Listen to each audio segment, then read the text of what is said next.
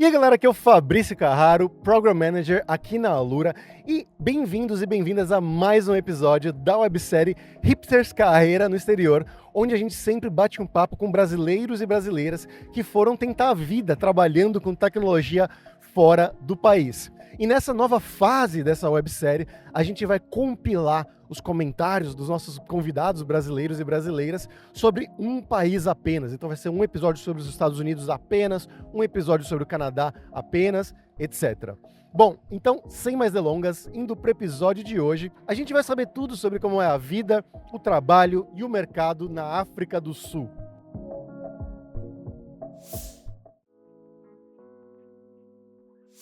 Aqui na África do Sul, o governo segue um modelo de imposto similar ao Brasil, onde o profissional ele já tem o imposto debitado na fonte todo mês e o valor do imposto ele vai depender muito de quanto o funcionário ganha no ano. Existe uma tabela progressiva onde profissionais que ganham até 100 mil rands por ano, eles são isentos de imposto, e profissionais que ganham acima de 100 mil rands, eles entram numa tabela que pode variar de 18% a 45% para trabalhadores que ganham aí 1.800.000 rands. Além do imposto de renda, também é cobrado do trabalhador um imposto de 1% sobre o salário, que é usado para compor um fundo de seguridade social. Esse fundo de seguridade social ele é usado para assistir profissionais que vieram a perder o emprego, profissionais que estão em licença maternidade ou paternidade, e esse fundo também paga um valor para dependentes de trabalhadores que vieram a falecer. Profissionais autônomos aqui eles seguem um modelo um pouco diferente, como eles não pagam imposto na fonte mês a mês, o governo exige que esses profissionais eles façam duas outras declarações de imposto ao longo do ano, uma em fevereiro e uma em agosto. O intuito dessa declaração é com que o funcionário pague o imposto que ele deveria ter recolhido nos 6 meses anteriores. O governo aqui também ele tem restituição, dependendo da situação. Você pode ter pagado ao longo do ano mais do que você deveria ter, então no final do ano, quando você completa a sua declaração de imposto, os trabalhadores aqui eles também eles podem abater algumas coisas do imposto que eles têm que pagar. Entre elas estão planos de saúde e gastos médicos, doações para ONGs ou instituições liberadas pelo governo, contribuições para fundos de previdência. O dinheiro guardado em fundo de previdência aqui, ele não é taxado, então o seu salário ele é o salário bruto que você contribui, não ocorre a incidência de imposto nesse salário até o momento que você aposenta ou até o momento que você decide sacar esse dinheiro. A declaração de imposto aqui ela é feita anualmente. O ano fiscal ele começa em março, termina no final de fevereiro, e os trabalhadores normalmente eles têm que preencher apenas uma declaração no final do ano em relação ao ano fiscal anterior. As faixas salariais aqui na África para desenvolvedor júnior, ela geralmente começa ali por volta de 20 a 25 mil rands, o que equivaleria mais ou menos a 6 mil reais. Pleno já passa a ganhar por volta de 40 mil em média, podendo chegar até 60 mil rands, o que equivaleria ali entre 10 mil e 15 mil reais. Desenvolvedores sênior já tem uma variação bem maior. A faixa começa ali, fica entre 60 mil rands e 100 mil rands por mês, que aí, traduzindo, fica uns 15 mil reais a 25 mil. E para Tech Lead, o rand é ainda maior. Tem Tech Lead que começa com 80 mil rands por mês, mas para Tech Leads com bastante experiência, eles podem chegar até salários de 160 mil rands, que aí ficaria entre 20 e 40 mil reais.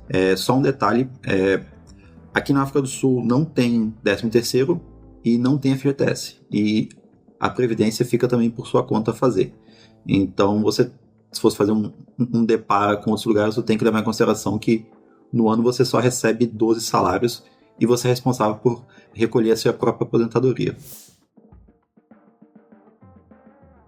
O processo seletivo aqui na África do Sul, ele varia bastante de empresa para empresa. Eu não cheguei a fazer nenhum processo desde que eu cheguei aqui, mas conversando com colegas e amigos do trabalho, normalmente o primeiro contato que você recebe é de um recrutador. Aliás, aqui na África do Sul tem muitas empresas de recrutamento, então no LinkedIn especialmente, você sempre acaba sendo contactado por uma recruiter que trabalha para algum pool de empresas que está procurando desenvolvedores de software. Depois desse contato inicial com a recruiter, você tem uma entrevista prévia com eles e aí segue por uma série de entrevistas técnicas. Tem empresas que elas fazem entrevistas de código na hora, igual Big Techs, mas tem também empresas que elas adotam o modelo de te dar um desafio, você resolve o desafio em casa e aí tem uma sessão onde você apresenta a solução e o entrevistador faz perguntas até para entender como você chegou naquela solução e garantir que foi você quem fez a solução. Eventualmente, tem empresas que fazem isso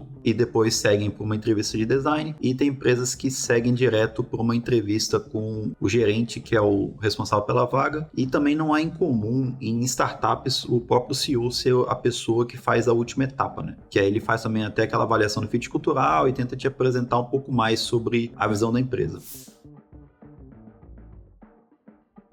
Aqui na África do Sul, as linguagens de programação mais adotadas, elas são Java, Python, C#, JavaScript e também PHP. Sendo que dessas, o C# está até projetado para no futuro, bem próximo, ultrapassar o Java em termos de adoção. Python e C# é comumente adotado por startups ou empresas que estão fazendo aquele scale-up, enquanto que Java já é bem mais popular em grandes empresas que já mantém uma stack há alguns anos. Linguagens mais modernas como Kotlin e Rust, eles ainda não têm uma penetração muito grande no mercado, apesar que vem crescendo ano após ano. Em termos de tecnologia, o que mais se vê em buscas por vaga de trabalho aqui são profissionais com experiência em .NET, Node.js e SQL. Além disso, tem muita empresa aqui fazendo a sua migração para a cloud, então profissionais com experiência em DevOps e Cybersecurity tem estado em alta, até porque o mercado não tem mão de obra suficiente para esse tipo de profissional no momento.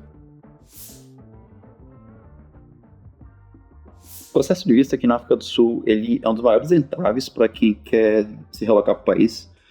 O governo vem aumentando ainda mais as restrições e também aumentando os requisitos para aprovar estrangeiros vir morar no país.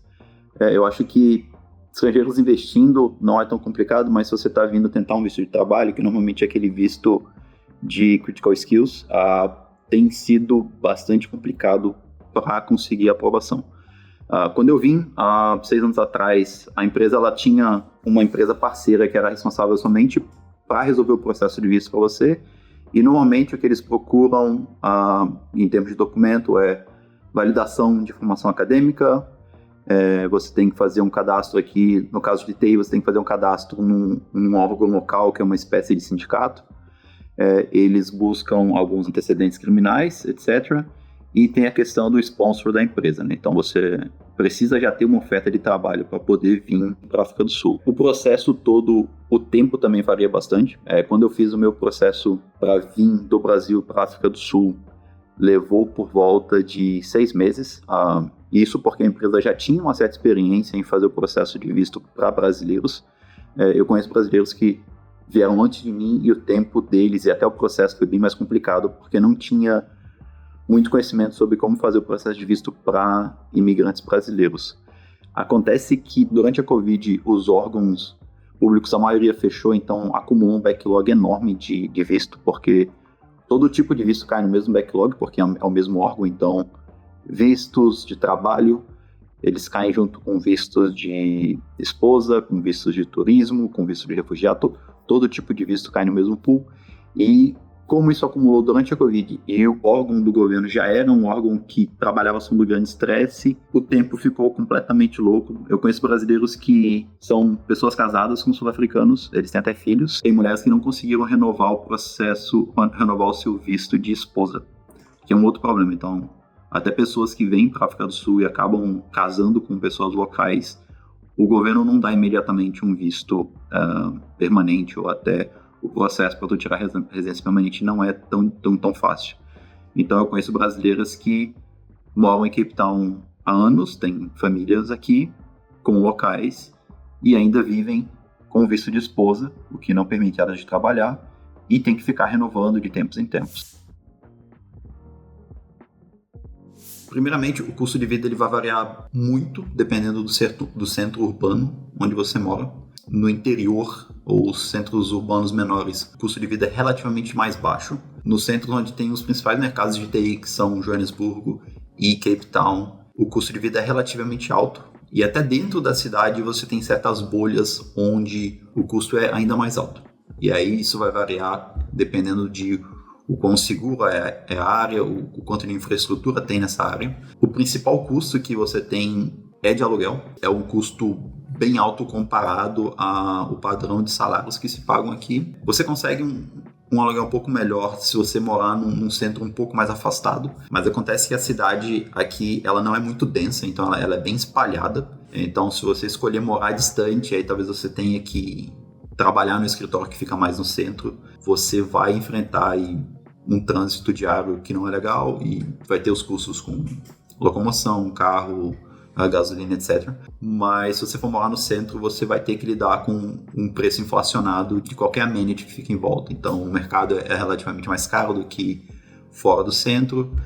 Em termos de lazer aqui, eu não acho tão caro. Ele não é o principal componente dos seus gastos mensais. Bebida aqui é muito barato. Isso é um fator interessante para os amantes de cerveja, principalmente. Cape Town tem muita cerveja artesanal. É muito comum vocês ir para qualquer bar e ter uma cerveja on tap que é boa, que é de qualidade. Muitas são craft, não é aquele chopp Brahma padrão que a gente tem no Brasil. E o preço é bem em conta, assim. Pessoas que vêm do Brasil, a primeira coisa que eles ficam impressionados é o preço e a qualidade da cerveja que eles têm. Vinho é outra coisa muito barata, dado que eles são exportadores, é meio que tipo paixão nacional aqui.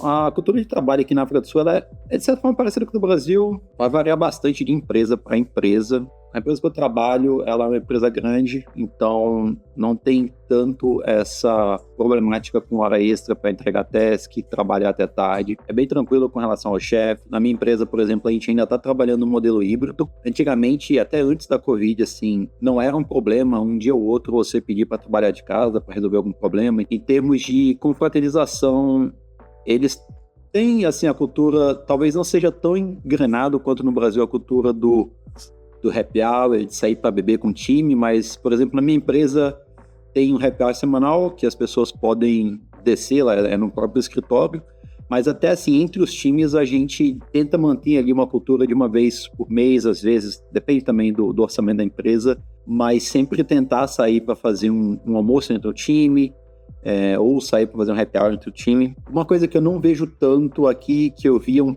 pouco mais comum no Brasil, é o fato de que você sai para um happy hour com o time, não tem muito essa interação e levar os seus parceiros para o happy hour, ou uma integração familiar para quem tem crianças e tal. Eu já conversei com alguns amigos que trabalharam em startups. A cultura muda um pouco, tipo a questão de pressão, entrega de resultado, principalmente hora extra, e vai variar um pouco. Uma coisa que eu sinto que é bem diferente do Brasil é a questão mesmo no dia a dia do trabalho. As pessoas são bem mais formais, assim, em termos de... Aquela conversinha de escritório, ela não ocorre com tanta frequência ou naturalidade como no Brasil. Teve uma rodada da Champions, uma rodada do campeonato local de futebol ou de rugby.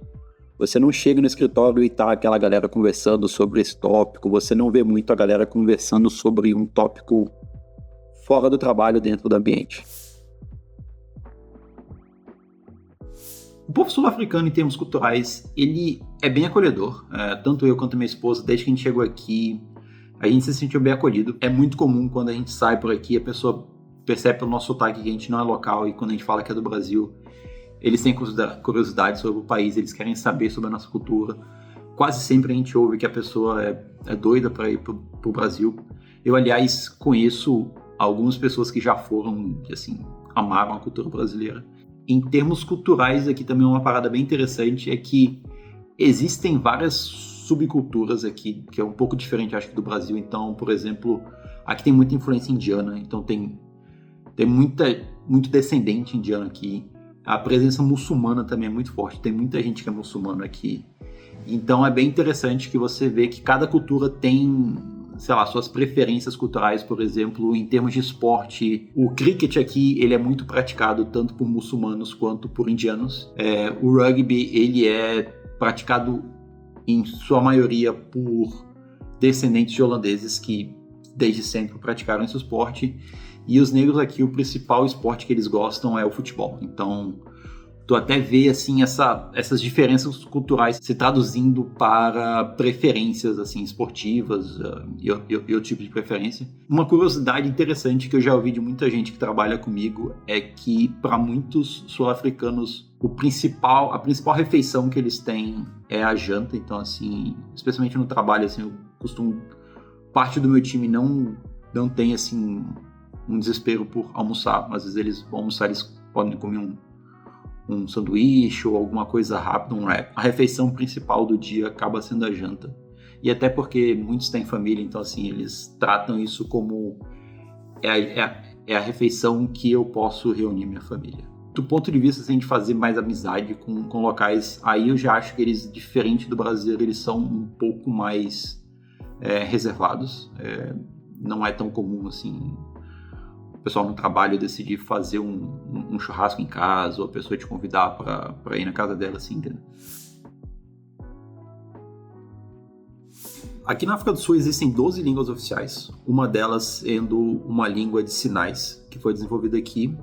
O inglês, ele é a língua, digamos, padrão, assim, a língua que conecta todo mundo aqui. Então, desde órgãos do governo a restaurantes, a comunicações oficiais, elas são feitas em inglês. Então, as pessoas já estão acostumadas a se comunicar em inglês quando a língua materna não é a mesma.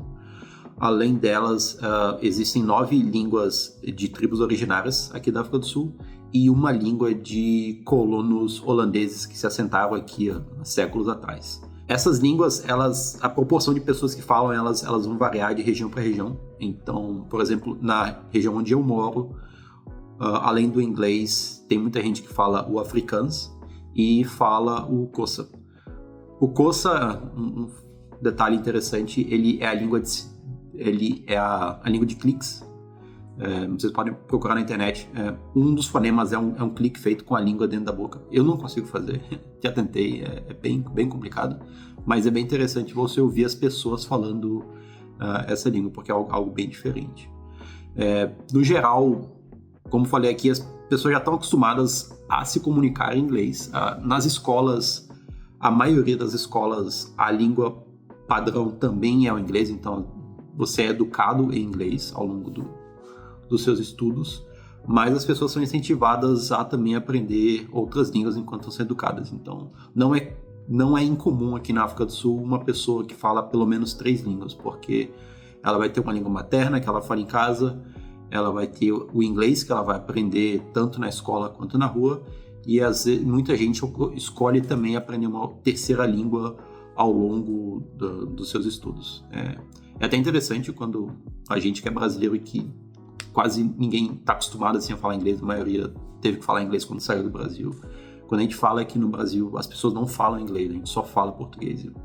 E o pessoal acha isso estranho. Aqui na África do Sul, por mais que todo mundo fale inglês, ainda tem produção de conteúdo em diversas línguas. Então, se você está usando rádio, por exemplo, existem rádios falando em diversas línguas além do inglês.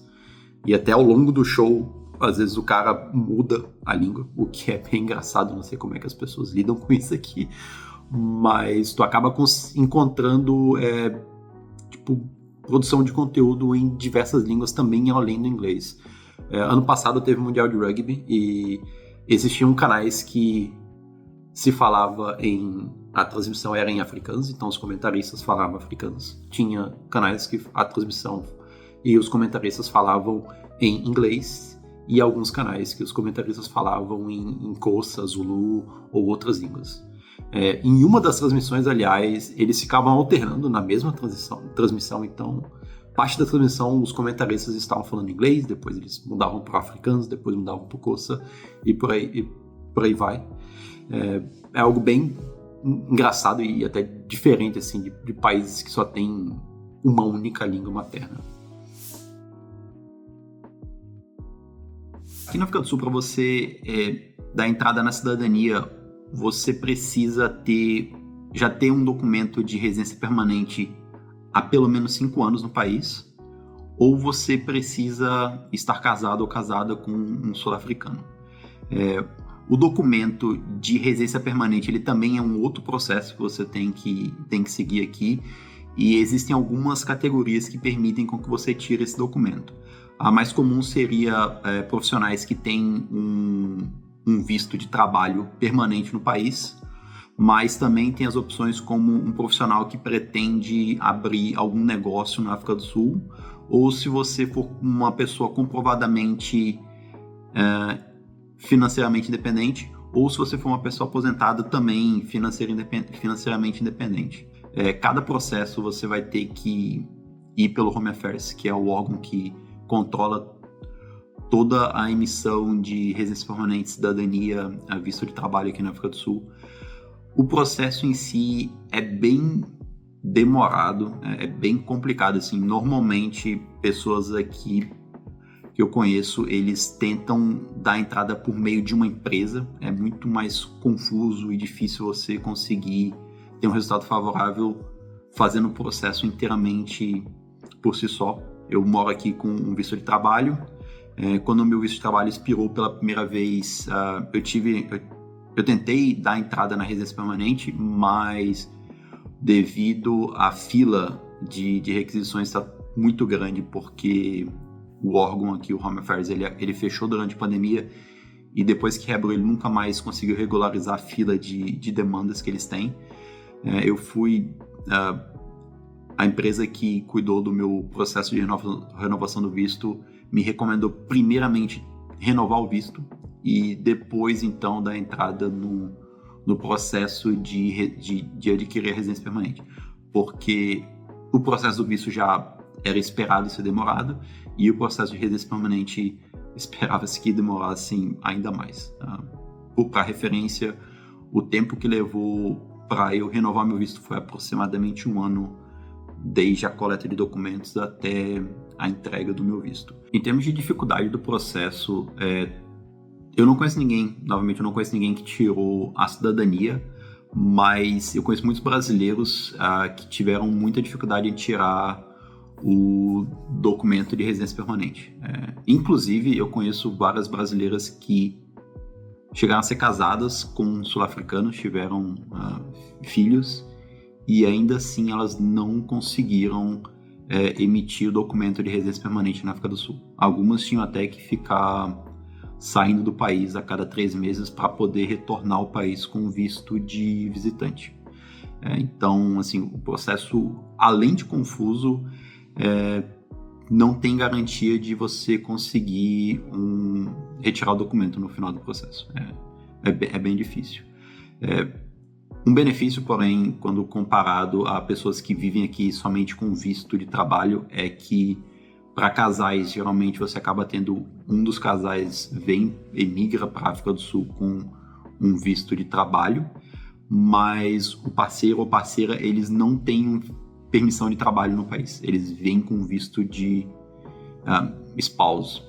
E esse visto você não pode trabalhar no país. Então, uma vez que você consegue adquirir o documento de residência permanente ou, eventualmente, a cidadania, você passa a ser permitido trabalhar no país. Então, não tanto a cidadania, mas pelo menos o documento de residência permanente, ele ajuda nesse caso quando você tem um parceiro ou parceira que queira também trabalhar no país e não tenha um visto de trabalho em si. Aqui na África do Sul, na área de tecnologia, as pessoas elas valorizam bastante a qualidade de vida. Eu diria que no geral é quase que incomum você encontrar desenvolvedores que trabalhem em excesso. Geralmente é o contrário. Na minha empresa, você tem meio que uma certa cultura onde a empresa ela não impõe limites e também ela não lhe força a trabalhar muito, mas acaba que se você quiser trabalhar muito, vai ter trabalho porque você trabalha muito, mas não existe nenhuma forçação, por assim dizer, por parte da gestão de fazer com que você trabalhe horas excessivas de trabalho. Na verdade, é justamente o contrário na maioria dos casos. Então, por exemplo, no meu caso, eu tenho muitas reuniões com pessoas em fusos horários distintos, onde eu acabo tendo que ter reuniões à noite. E é bem comum, assim, você poder trocar uma ideia com o seu gerente e falar, olha, eu tenho trabalhado algumas horas da noite, noites seguidas, então eu vou sair mais cedo na sexta, ou eu vou começar a vir chegar um pouco mais tarde no trabalho. E eles são bem tranquilos com isso, são bem receptivos. Não tem ponto, na minha empresa, pelo menos, não tem ponto, então eu posso chegar e sair a hora que eu quero. A maioria dos meus colegas, principalmente quem tem filho ou quem mora distante do escritório, eles, além de chegar um pouco mais tarde para fugir do trânsito de manhã, eles também tendem a sair mais cedo para não pegar o trânsito da tarde. E aí complementa a jornada de trabalho trabalhando de casa. Uma coisa que é bem característica aqui é na sexta-feira, quase ninguém vai para o escritório.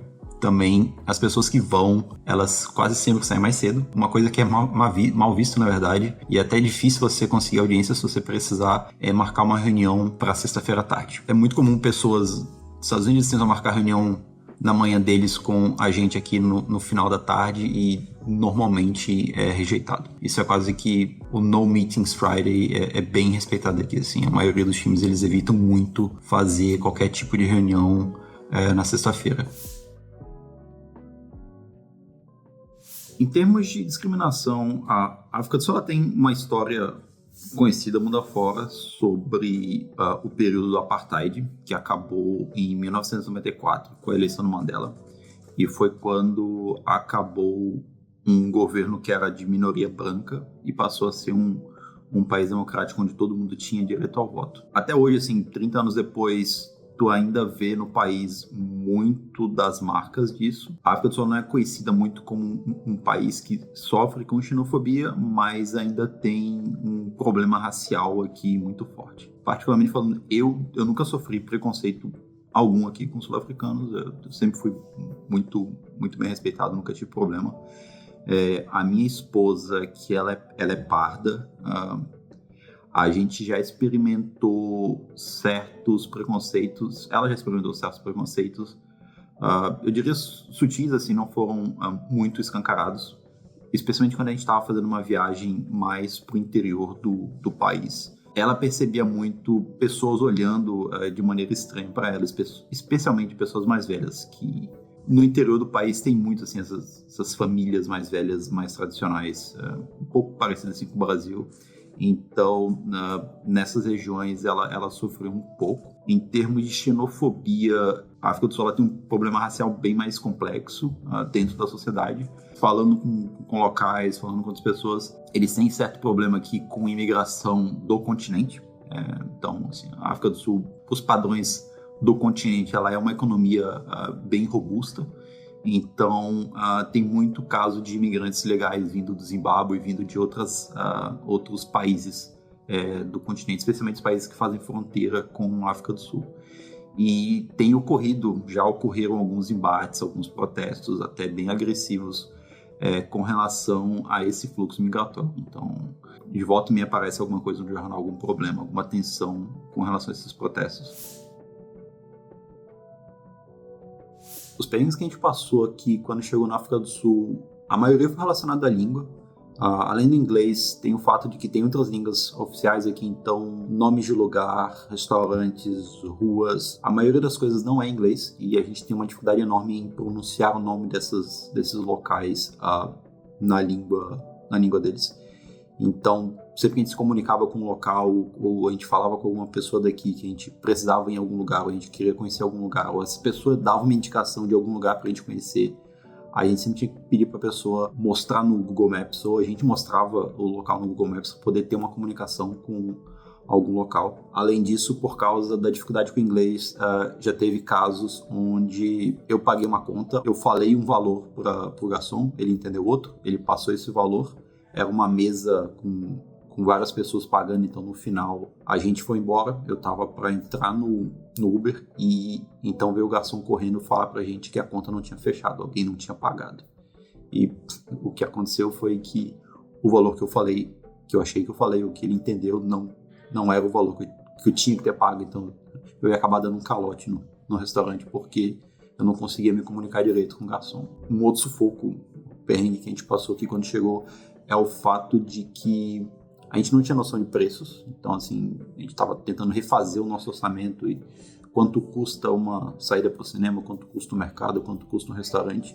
O rand em relação ao real, o valor unitário é menor. Então, assim, R$1 era equivalente a aproximadamente 4 rands. Para a gente foi muito difícil fazer essa reconversão, assim. Então, só multiplicar por 4 era meio confuso. Então, o fato de ter um número mais inflado na conta levava a gente a achar que tinha mais dinheiro sobrando do que realmente tinha. Então, os primeiros meses a gente sempre estourou, assim, em muito orçamento, porque a gente, de fato, não conseguia ter a noção exata do custo das coisas aqui, porque a gente sempre estava comparando com o Brasil, coisa e tal. E o valor unitário da moeda também, assim, atrapalhou muito.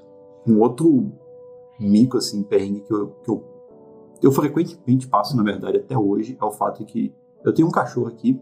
O meu cachorro é um Beagle, é um cachorro bem ativo, para quem conhece. E ele não é um cachorro educado.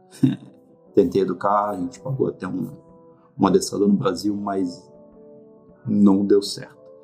E aqui, incrivelmente, a maioria dos cachorros são educados. Eu não sei o que acontece, se todos são adestrados. E tem muitas áreas na cidade que tem parques que são parques para cachorro, que é liberado o cachorro andar sem coleira.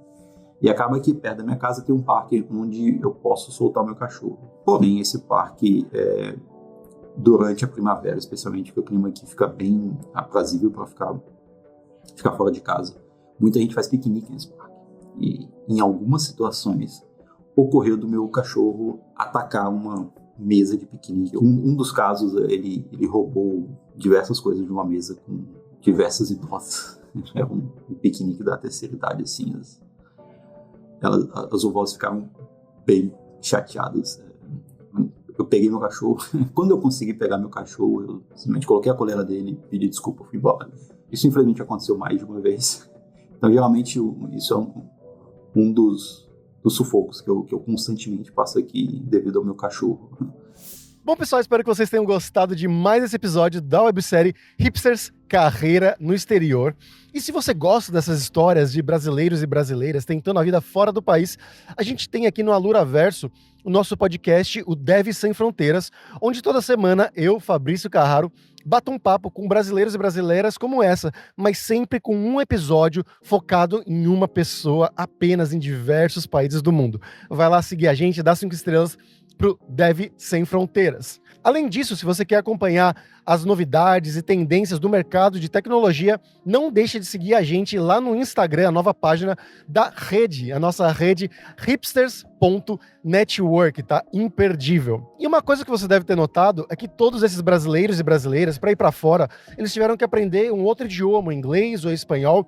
E aqui no Grupo Alura a gente tem a Alura Língua, onde você pode aprender inglês e espanhol do zero até o nível avançado. E também para o inglês a gente tem o curso Inglês para Devs, que é focado naquela pessoa que quer fazer uma entrevista de emprego de tecnologia em inglês, quer fazer reuniões de trabalho em inglês também, ter contato com pessoas de sotaques diferentes. Tem tudo isso, é o foco do nosso curso Inglês para Devs. E para você assinar a Alura Língua é muito fácil. Você pode ir diretamente lá em aluralingua.com.br, você pode assinar os nossos planos lá sem problema nenhum. Ou se você quiser uma coisa mais completa, você pode ir simplesmente na Alura, alura.com.br, que lá no plano Pro e no plano Ultra você vai ter acesso tanto à Alura Língua gratuitamente, ela é inclusa no plano, mas também a Lure, que é a inteligência artificial da Alura, que vai te ajudar a estudar todos os cursos da Alura, seja de front-end, de back-end, de data science, de inteligência artificial, com a ajuda de uma IA na sua mão para tirar as dúvidas naquela aula, te dar exemplos de exercícios e muito mais. Então é só ir lá em alura.com.br. E bom, pessoal, a gente se vê aqui semana que vem em mais um episódio da websérie Hipsters Carreira no Exterior. Até mais, tchau, tchau!